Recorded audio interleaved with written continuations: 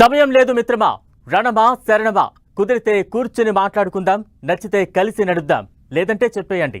రాజకీయాల్లో ఏమైనా జరగచ్చు, ఎవరైనా మీ తలుపు తట్టచ్చు.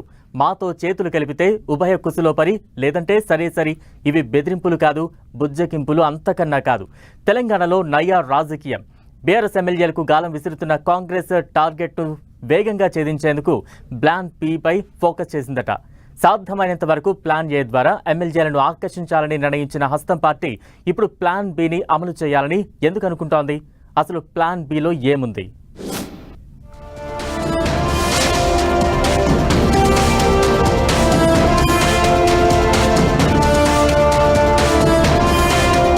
తెలంగాణ రాజకీయాలు ఆసక్తికర మలుపులు తిరుగుతున్నాయి. బీఆర్ఎస్ ఎల్పీ విలీనమే టార్గెట్ గా పావులు కదిపిన కాంగ్రెస్ గులాబీ పార్టీ ఎమ్మెల్యేలను ఆకర్షించేందుకు రకరకాల వ్యూహాలు రచిస్తోంది. ఇప్పటి వరకు రోజుకో ఎమ్మెల్యే కాంగ్రెస్ లో చేరతారంటూ ప్రచారం జరిగింది. ఈ నెల 24న అసెంబ్లీ బడ్జెట్ సమావేశాలు ప్రారంభమయ్యేలోగా బీఆర్ఎస్ ఖాళీ అవుతుందని లీకులిచ్చింది.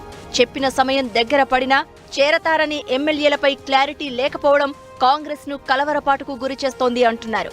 ప్రస్తుత రాజకీయ పరిణామాలు గమనిస్తే నిజంగా బీఆర్ఎస్ శాసనసభాపక్షం విలీనం అవుతుందా అనేది చర్చనీయాంశంగా మారింది.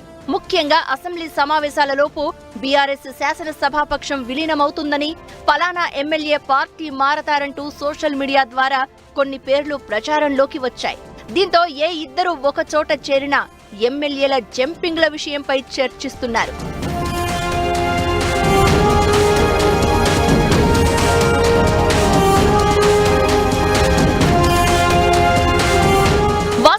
రాష్ట్రంలో ప్రభుత్వాన్ని సుస్థిరం చేసుకోవాలనే ఆలోచనతో కాంగ్రెస్ పార్టీ ఎమ్మెల్యేల ఫిరాయింపులకు శ్రీకారం చుట్టింది. అసెంబ్లీ ఎన్నికల్లో 64 చోట్ల కాంగ్రెస్ గెలిచింది. మేలో జరిగిన సికింద్రాబాద్ కంటోన్మెంట్ ఉప ఎన్నికల్లో విజయం సాధించడం ద్వారా తన బలాన్ని 65కు పెంచుకుంది అధికార పార్టీ.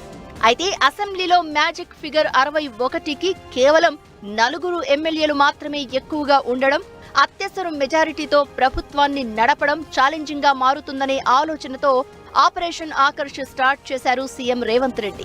ప్రభుత్వం ఏర్పడిన తొలినాళ్లలో బీఆర్ఎస్ కూడా కాంగ్రెస్ పార్టీ ఎన్నాళ్లు సర్కారును నడుపుతుందో చూస్తామంటూ సవాల్ విసరడంతో ఆ పార్టీకి చెందిన ఎమ్మెల్యేలను చేర్చుకోవాలని నిర్ణయించింది కాంగ్రెస్.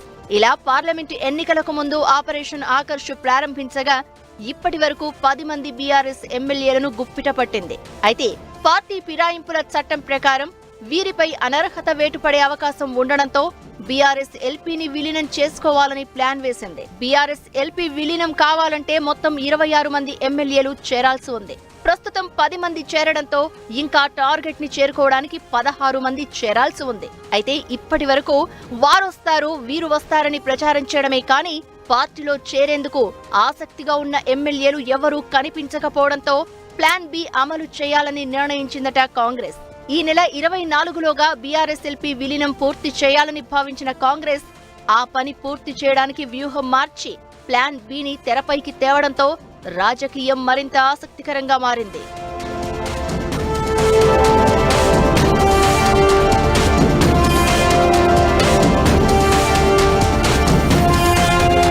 పార్టీ మారిన ఎమ్మెల్యేలపై అనర్హత కత్తి వేలాడుతోంది.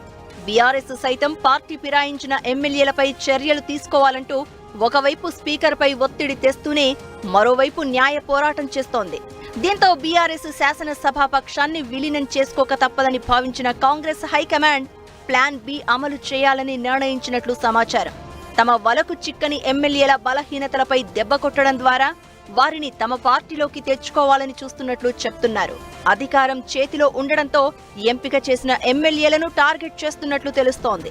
ఈ ప్రయోగం కొంత ఫలించి కొందరు ఎమ్మెల్యేలు సరెండర్ అయ్యారని అంటున్నారు. రేపో మాపో వారు కండువా మార్చే అవకాశం ఉందనే టాక్ వినిపిస్తోంది. ఇదే సమయంలో మిగిలిన ఎమ్మెల్యేలను ఆకర్షించడానికి కూడా ప్రభుత్వం అడుగులు వేస్తోంది.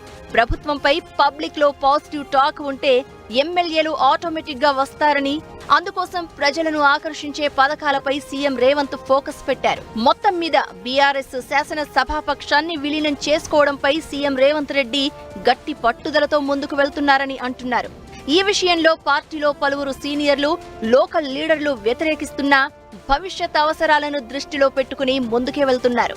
అసెంబ్లీ బడ్జెట్ సమావేశాల్లో కాకపోయినా అటు ఇటుగా బీఆర్ఎస్ ఎల్పీని విలీనం చేసుకోవడం ఖాయమని గాంధీభవన్ వర్గాల టాక్. మొత్తానికి బీఆర్ఎస్ ఖేల్ ఖతం దిశగా అడుగులు వేస్తున్న సీఎం రేవంత్ రెడ్డి ఎప్పట్లోగా తన లక్ష్యాన్ని చేరుకుంటారో చూడాల్సి ఉంది.